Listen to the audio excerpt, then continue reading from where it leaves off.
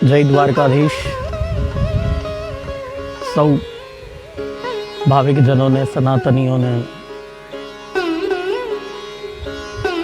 જાજેરાથી જય સિયારામ સાથે આજની બ્રહ્મચર્ચા, શાસ્ત્રોક્ત ચર્ચા, વેદ વિજ્ઞાન એ અંતર્ગત આપણે ચર્ચા કરવી છે નામ જાપનો મહિમા.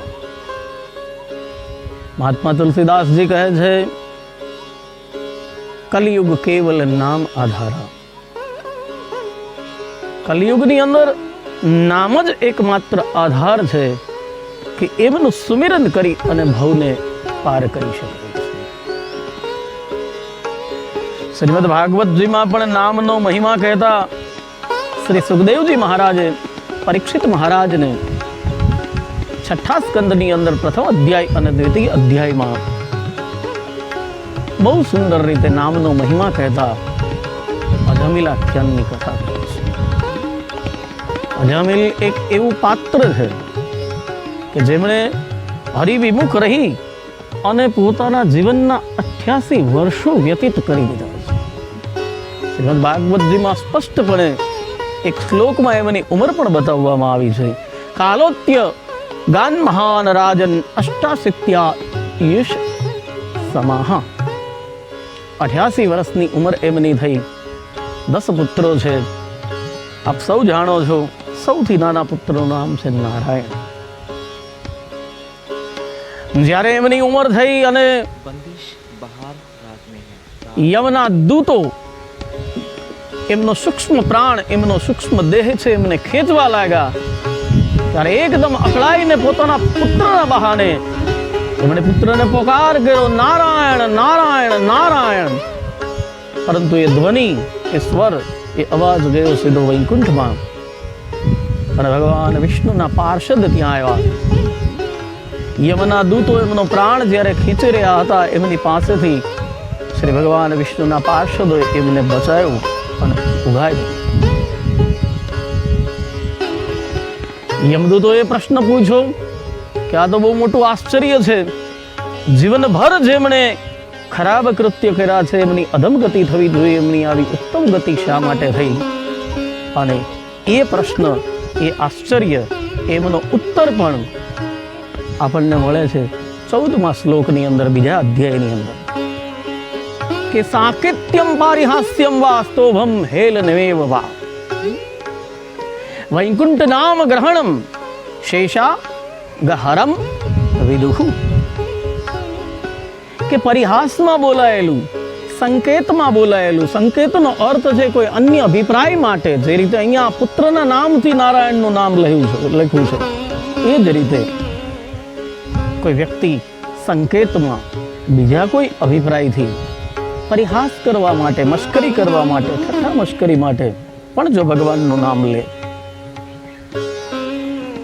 રાગ આલાપ કરવા માટે લાંબા અવાજે ગીત ગાવા માંગતો હોય ને એમાં પણ જો ભગવાનનું નામ અનાયાસે આવી જાય, અવગણના કરવાથી, અરે અવગણના તો છોડો, શત્રુતાના ભાવથી પણ જો ભગવાનનું નામ લેવામાં આવે. લંકાના રણ મેદાનની અંદર રાવણ એકદમ શત્રુતાના ભાવથી બોલ્યો છે, કહા રામ હતોપચારી, ક્યાં છે રામ, હું એમને હણી નાખું, તો પણ એમનો ઉદ્ધાર.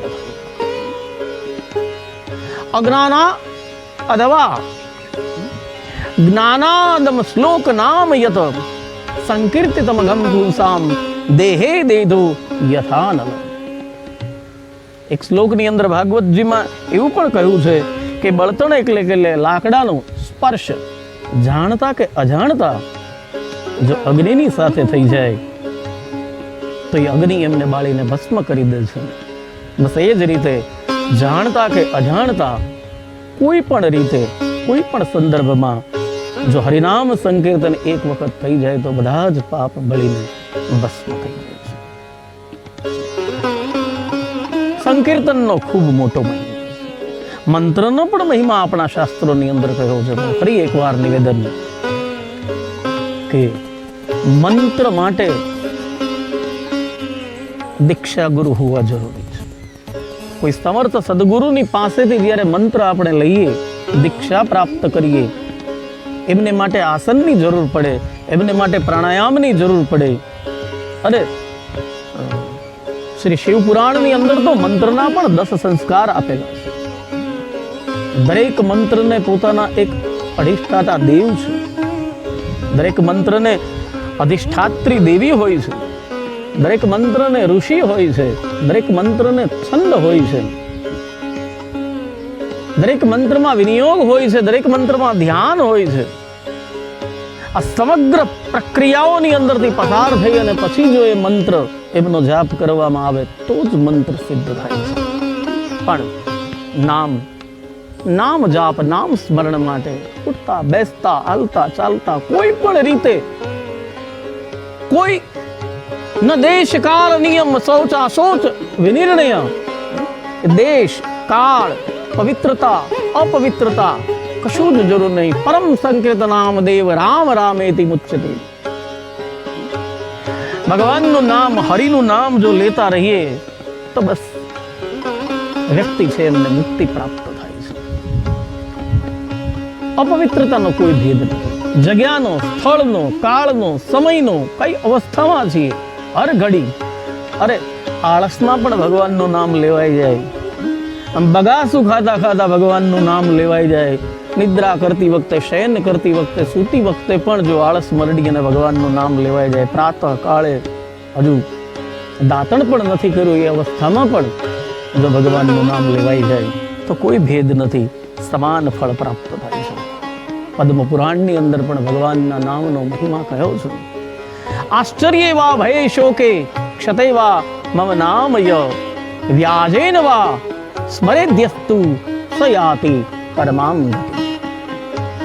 આશ્ચર્યથી, નવાઈપૂર્વક રીતે કે જોઈએ તો ખરા, તપાસીએ તો ખરા કે ભગવાનના સ્મરણ કરવાથી શું ફાયદો થાય છે. એવી નવાઈને કારણે, શ્રદ્ધાથી નહીં, અચરજથી ભગવાનનું નામ લેવાઈ જાય.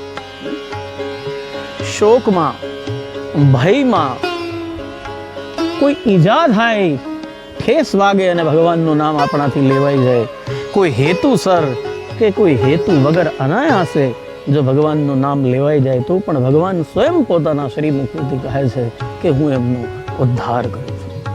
શ્રીમદ ભાગવતજીના અંતિમ શ્લોકની અંદર 18,000મા શ્લોકની અંદર પણ કહ્યું કે નામ સંકીર્તનમ યસ્ય સર્વ પાપ પ્રણાશનમ પ્રણામો દુઃખ શમનઃ તમ નમામિ હરિમ પરમ. નામ સંકીર્તન કરવાથી બધા જ પ્રકારના પાપ, દુઃખો છે એ દૂર થઈ જાય. રામચરિતમાનસની અંદર પણ મહાત્મા તુલસીદાસજીએ કહ્યું છે કે ભાય કુભાય અનખ આલસ. ભાવથી, કુભાવથી, અરે ક્રોધમાં, શત્રુતાથી પણ જો નામ લેવાઈ જાય તો પણ નામ જપત મંગલ દિશ દશ. 4 દિશાઓ, 4 ખૂણાઓ, ઉદ્વ અને અધઃ, 10 દિશાઓમાંથી મંગલ થાય છે. નામ સ્મરણ કરવા માટે કોઈ વિવેકની પણ જરૂર નથી. એક શાસ્ત્રોક્ત ઉક્તિ તો બહુ સરસ મજાની છે. મૂર્ખો વદતિ વિષ્ણાય ધીરો વદતિ વૈષ્ણવે ઉભયો અંતરમ નાસ્તિ. શ્રી ગણેશાય નમઃ એમ બોલી શકાય પણ શ્રી વિષ્ણાય નમઃ ન બોલી શકાય. પણ કદાચ ભૂલથી બોલાઈ જાય તો પણ ઉભયમ અંતરો નાસ્તિ, તો પણ કોઈ ફરક પડતો નથી. નામ સ્મરણની અંદર, ભગવત સ્મરણની અંદર અને શ્રવણની અંદર યા તો કાચું હોઈ શકે, યા તો સાચું હોઈ શકે, ખોટું તો કંઈ હોતું જ નથી. અરે વાલ્મીકીજી છે એ મરા મરા મરા એમ બોલતા હતા તો પણ એ બ્રહ્મ સમાન. ઉલટા નામ જપત જગદાના વાલ્મીકી ભય બ્રહ્મ સમાન. અને સ્વયં ભગવાન રામજી જ્યારે વાલ્મીકીજીના આશ્રમ ઉપર આવ્યા ત્યારે એ વાલ્મીકીજીને ભગવાન રામ ચરણ સ્પર્શ કરે છે. આટલો રામ નામનો અને ભગવાનના નામનો મહિમા છે. કહો કહા લગી નામ બડાઈ રામ ન સકહી નામ ગુણ ગાઈ. ભગવાનના નામનો મહિમા એટલો છે કે સ્વયં ભગવાન શ્રી રામ પણ એ ગુણને ગાઈ ન શકે એટલું અપરંપાર ફળ અપાવનાર આપણું નામ અને એ નામ શ્રવણ છે એ આપણે નિત્ય કરતા રહીએ. રોજ સવારમાં પ્રાતઃકાળ અને સંધ્યા સમયે કમસે કમ આપણને જ્યારે સમય મળે ત્યારે 2 વખત નિત્ય પાઠ કરતા રહીએ. તમારી જ્યાં શ્રદ્ધા હોય ત્યાં, જેને માનતા હોય, કોઈ બંધન નહીં, પણ કોઈક એક એવું મથાળું રાખો કે જેના છત્રની હેઠળ આપણે સૌ આપણી જાતને એમ માનતા હોઈએ કે આ મારો ઈષ્ટદેવ છે. એવા ઈષ્ટદેવનું સ્મરણ કરતા રહીએ. ઉઠતા બેસતા ગમે ત્યારે નામ સ્મરણ થઈ શકે અને આવું જ નામ સંકીર્તન આપણે કરતા રહીએ એવી આપ સૌની પાસે અભ્યર્થના, અપેક્ષા. જય સનાતન, જય દ્વારકાધીશ, જય દ્વારકા.